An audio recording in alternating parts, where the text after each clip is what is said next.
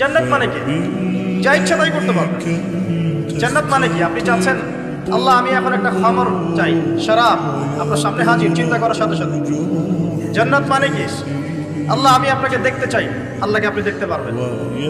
জান্নাত মানে কি? আপনি মধুর নহর, দুধের নহর, পানির নহর, শরাবের নহর, হুরেন ঈন চতুর্দিকে ঘোরাফেরা করছে। একজন নিম্নমানের জান্নাতি, মানে সবচেয়ে শেষের দিকে যারা জান্নাতে যাবে তাদের সাথেই দুজন করে হুরেন ঈন, আহাল পরিবার তো আছেই, গিলমান পানপাত্র নিয়ে চারপাশে ঘোরাফেরা করে। জান্নাত মানে কি? যেখানে যা ইচ্ছা তাই করা যাবে, বলার কেউ নাই, বাধা দেওয়ার কেউ নাই, সেখানে কোনো মৃত্যু নাই, সেখানে কোনো অহেতুক কথাবার্তাও নাই, কোনো গাল গল্প নাই, কোনো মিথ্যা নাই, কষ্টের ক্লেশ মাত্র নাই, থুতু ফেলতে হবে না। জান্নাত মানে থুতু ফেলতে হবে না।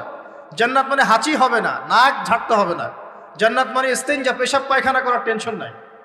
মানুষ খাবার খাবে, একটা ঢেকুর তুলবে, বাস খাবার হজম হয়ে গেছে।